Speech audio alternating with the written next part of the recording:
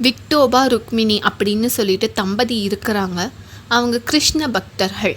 விட்டோபாவிற்கு சந்நியாசம் போகணும் அப்படிங்கிறது தான் மிகப்பெரிய லட்சியமாக இருந்தது. குடும்ப வாழ்க்கையில் பெருசாக பற்று இல்லை அவருக்கு. ஒரு நாள் ஒரு முனிவரை பார்க்குறாங்க விட்டோபா. பார்த்த உடனே அந்த முனிவர்கிட்ட சீடனாக என்னை சேர்த்துக்கொள்ளுங்கள் அப்படின்னு சொல்கிறாங்க. முனிவரும் ஒத்துக்கிறாரு. அப்படியே விட்டோபா அந்த முனிவரோட அவங்களுடைய ஆசிரமத்திற்கு போயிடுறாங்க. இந்த விஷயமே ருக்மிணிக்கு தெரியாது. தன்னுடைய கணவர் வருவாங்கன்னு சொல்லிட்டு அவங்க காத்து கொண்டே இருக்கிறாங்க. ஆனால் விட்டோபா வரவே இல்லை கடைசி வரைக்கும். கொஞ்ச நாள் போகுது. ருக்மிணி புரிஞ்சுக்கிறாங்க. சரி, அவர் ரொம்ப நாளாக சந்நியாசம் போகணும்னு சொல்லிக்கிட்டே இருந்தார், அதனால் நம்மக்கிட்ட கூட சொல்லாமல் அவர் போயிட்டார் போல இருக்கு அப்படின்னு சொல்லிட்டு வருத்தத்தோடையே அவங்க அதை ஏற்றுக்கொள்கிறார். அதே சமயத்தில் விட்டோபா அந்த முனிவர்கிட்ட இருந்து எல்லா சாஸ்திரங்களையும் கற்றுக்கொள்கிறார். கொஞ்ச நாளே அந்த முனிவருக்கு தெரிய வருது விட்டோபாவிற்கு திருமணம் ஆயிடுச்சு, தன்னுடைய மனைவி கிட்ட கூட சொல்லாமல் இப்படி வந்துட்டாங்க அப்படிங்கிற விஷயம். உடனே அந்த முனிவர் கோவப்பட்டு உன்னுடைய மனைவியை அழைச்சிட்டு வா அப்படின்னு சொல்கிறாங்க. விட்டோபாவும் வீட்டுக்கு போய் ருக்மிணியை அழைக்கிறாங்க. ருக்மிணிக்கு ரொம்ப சந்தோஷமாக இருக்குது அவங்கள பார்த்ததுமே. அதனால் எதுக்குன்னு கூட கேட்காம அவங்களும் போகிறாங்க. அப்போ அந்த முனிவர்கிட்ட அழைச்சிட்டு போய் காமிக்கிறாங்க, என்னுடைய மனைவி இவங்க தான் ருக்மிணி அப்படின்னு சொல்லிட்டு. உடனே முனிவர் இருந்துட்டு, நீ ருக்மிணி கிட்ட சொல்லாமல் சந்நியாசத்தை எடுத்தது மிகப்பெரிய குற்றம், அதனால் நீ இனி சந்நியாசியை இருக்கக்கூடாது, உன்னை நான் சீடனாக ஏற்றுக்கொள்ள மாட்டேன், ஏற்கனவே நான் உனக்கு சாஸ்திரங்கள் சொல்லி கொடுத்துட்டேன், அதை வச்சு நீ பகவானை பிரார்த்தனை பண்ணிக்கோ, இனிமேல் நீ ஆசிரமத்திற்கு வராத, ருக்மிணிக்கு ஒரு நல்ல கணவனாக இருப்போதும் அப்படின்னு சொல்கிறாங்க.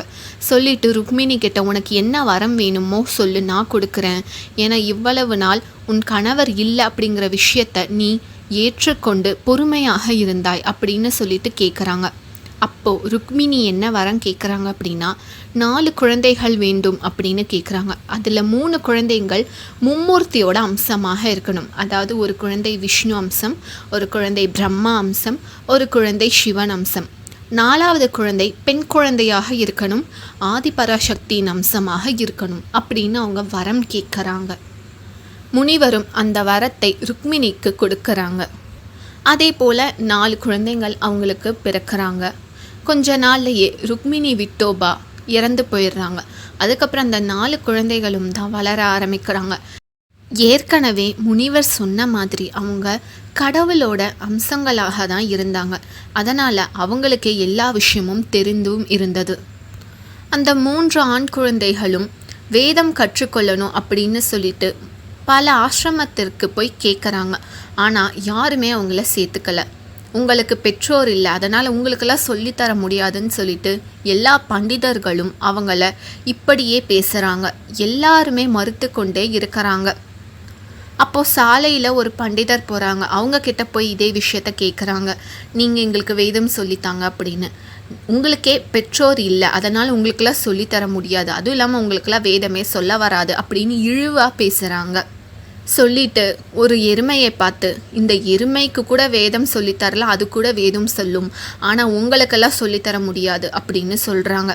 இந்த குழந்தைகள் மும்மூர்த்தி அல்லவா? உடனே அங்கே நின்றுட்டு இருந்த எருமை வேதம் சொல்ல ஆரம்பிக்குது. அங்கே இருந்த எல்லா பண்டிதர்களுக்கும் ஆச்சரியமாக இருக்குது. ஒரு பேச்சுக்கு சொன்னால் நிஜமாகவே எருமை எப்படி வேதம் சொல்லுன்னு. அப்படி அவங்க பார்த்து கொண்டே இருக்கும் பொழுது இங்கே நின்றுட்டு இருந்த மும்மூர்த்திகளான அந்த குழந்தைகளும் வேதம் சொல்ல ஆரம்பிக்கிறாங்க. சிறு குழந்தைகளாக இருக்கும் இவங்களுக்கு எப்படி வேதம் தெரியும் அப்படின்னு அவங்க ஆச்சரியப்பட்டு அவங்களுடைய தவறை உணர்ந்து இந்த குழந்தைகள் சாதாரண குழந்தைகள் அல்ல அப்படிங்கிறத புரிஞ்சுக்கிறாங்க. அப்போதான் மும்மூர்த்திகளை அவங்களுக்குள்ள அவங்க பார்க்குறாங்க. உடனே அங்கே இருந்த எல்லா பண்டிதர்களும் அவங்க கிட்ட மன்னிப்பு கேட்குறாங்க. விட்டோபா ருக்மிணியோட தவ பலனை புரிஞ்சுக்கிட்டு அவங்களையும் மரியாதையோட பேசுகிறாங்க. பக்தர்கள் இந்த பூமியில் இருந்தாலும் இல்லைன்னாலும் அவங்களுடைய பக்தியின் புகழ் இருந்து கொண்டே தான் இருக்கும். நன்றி, வணக்கம்.